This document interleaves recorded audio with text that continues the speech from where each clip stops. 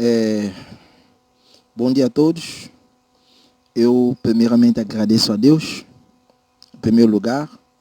Mais uma vez eu agradeço a todo mundo, todos que colaboraram pela minha libertação. Olha, hoje é o 11 de dezembro, precisamente. Hoje iria fazer 3 meses.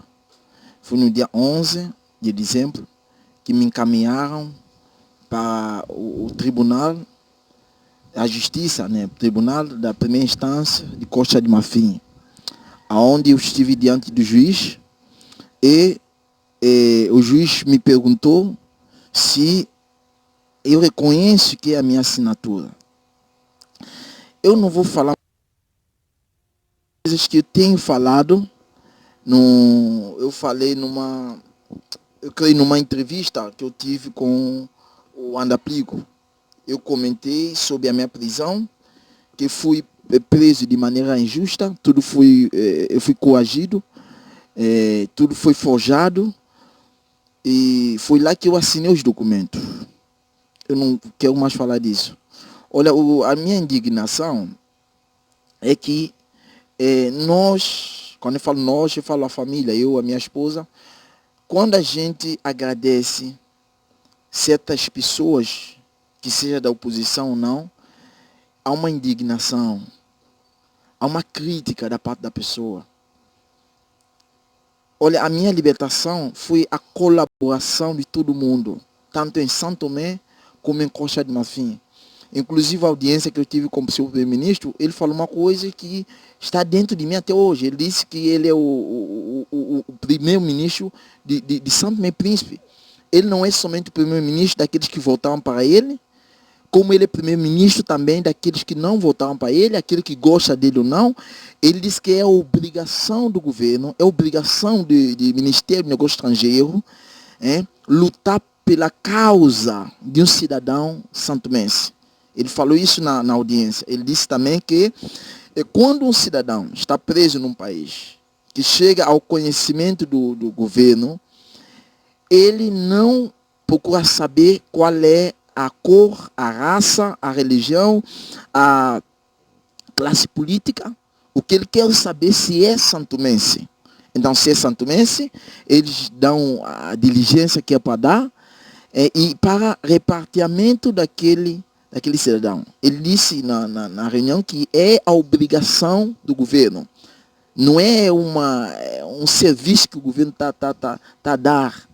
Não, é obrigação do governo. Foi a palavra do senhor primeiro-ministro. O governo tem obrigação. E o governo está também submetido à lei. Submetido à lei. Ele disse que o tribunal não tem nada a ver com o governo. Ou seja, o ministro pode ser julgado também. Eu estou falando a palavra do seu primeiro-ministro. Então, tenho visto muitas críticas na rede social, de uma maneira direta e indiretamente, da parte dos políticos, quando nós agradecemos certas pessoas que abraçaram a nossa causa, que lutaram para a nossa causa, e muitas delas hoje estão a ser prejudicadas por nossa causa. Então, e quando a gente agradece essas pessoas, a gente são criticada. Todas as minhas entrevistas que eu faço, eu agradeço o povo.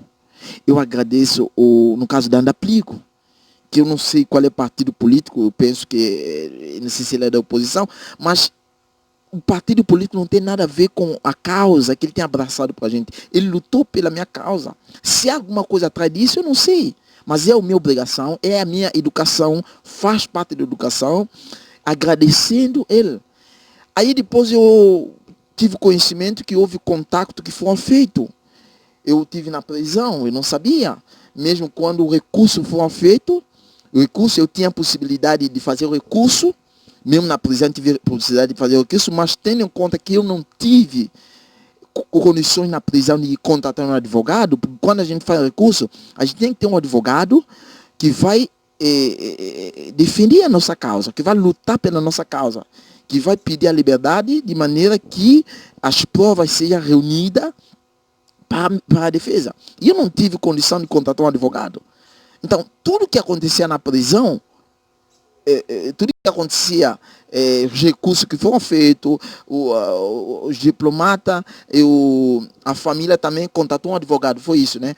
Então, eu não tenho muito conhecimento do advogado que foi contratado pela minha esposa, mas eu sei que foi contratado um advogado, porque eu tive com aquele advogado lá, e os recursos, eles me deram todos os documentos, eu tenho todos os documentos que está comigo, que os recursos foram feitos no tribunal da segunda instância.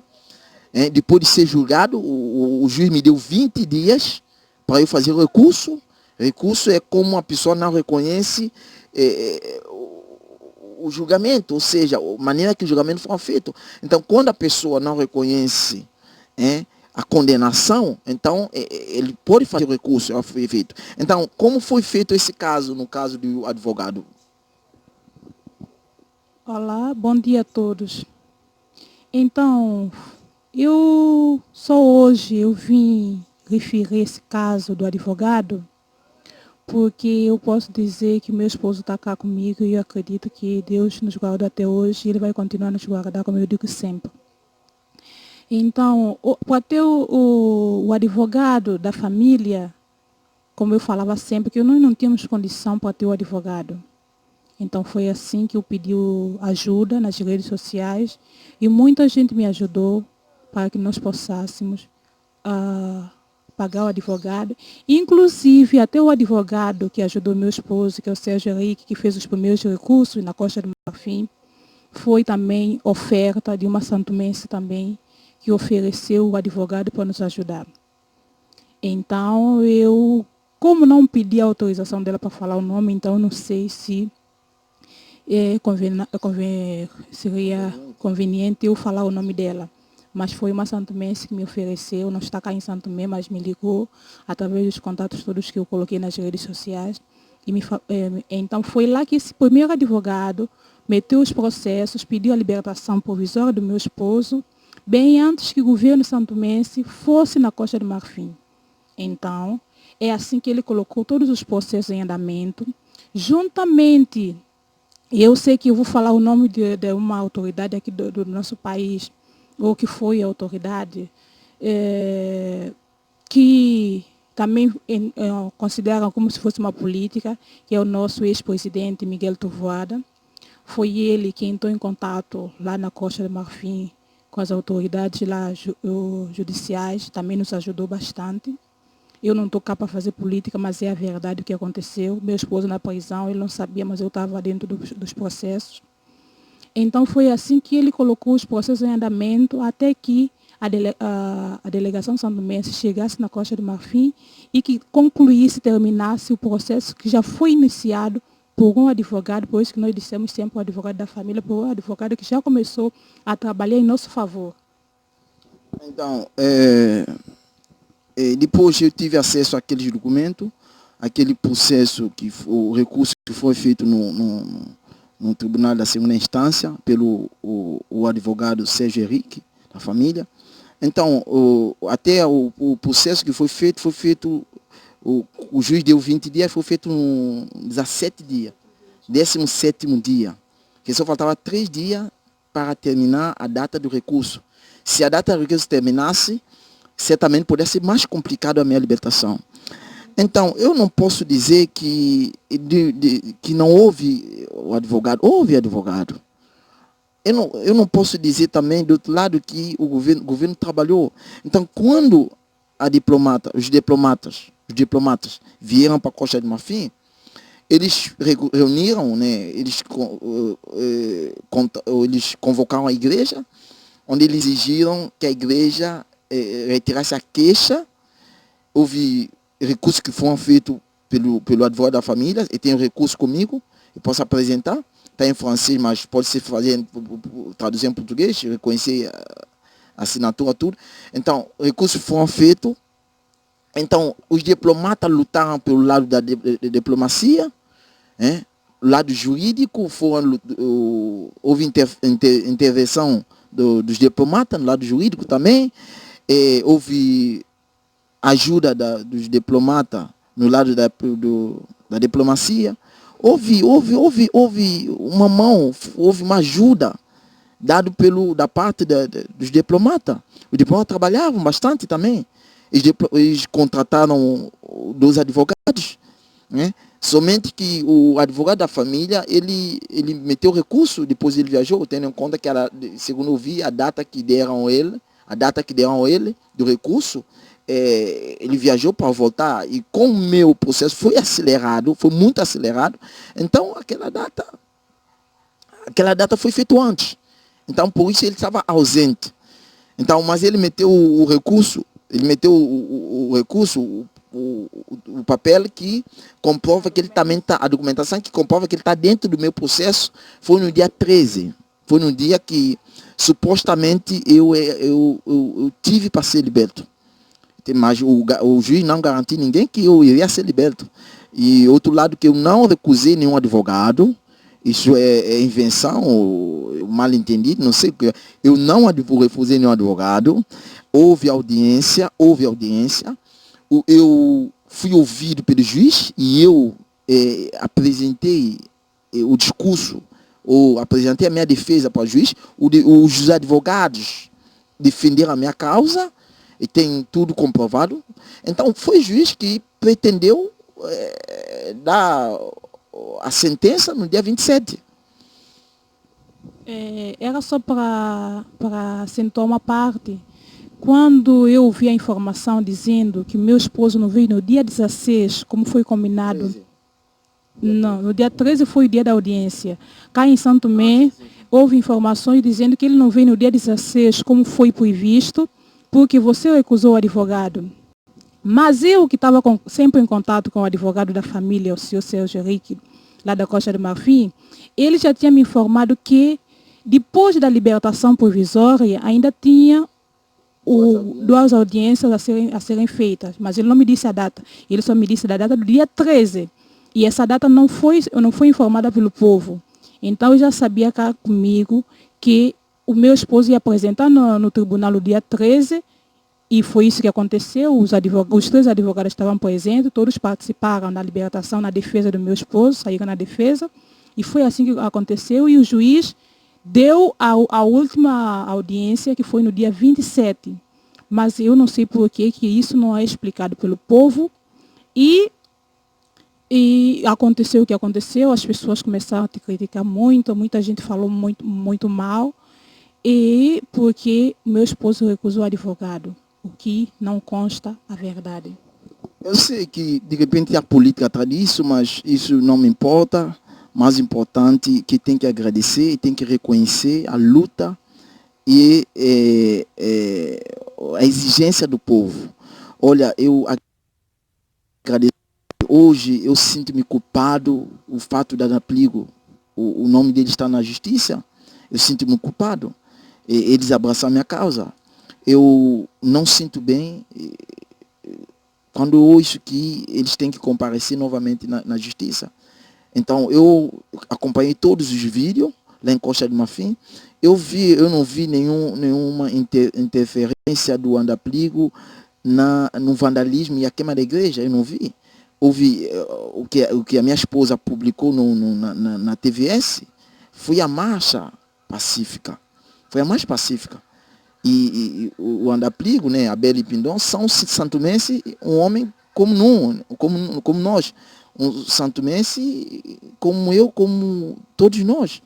Então, ele estava na marcha como todos nós. Então, não sei porque somente ele que a justiça proibiu de sair do país. Eu fico muito indignado, eu fico triste por saber essa causa, saber isso, eu fico muito triste com isso. Fico muito triste com isso. Então, para concluir a minha parte, eu quero pedir às autoridades santomenses que a justiça seja feita, mas que não punem um homem de bem por ter ajudado a minha família, me ajudado com o bem. Porque é injusto, é triste ele ser proibido de sair do país, de fazer as suas atividades que ele deve fazer, que ele faz, só por nossa causa. Então, do outro lado também tem a família da criança falecida.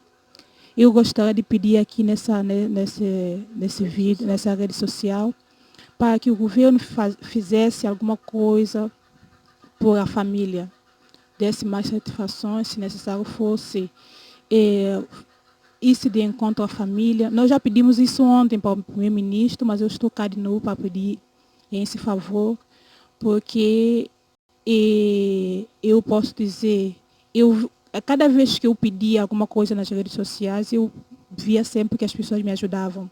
Então é triste essa criança, hoje a mãe e o pai perderam um filho, e eu sou também uma mãe, então eu sei o quanto é doloroso, eu sei que nada que nós vamos fazer vai recompensar a vida da criança, mas eu peço pelo amor de Deus que as autoridades agem, façam qualquer coisa em favor da família.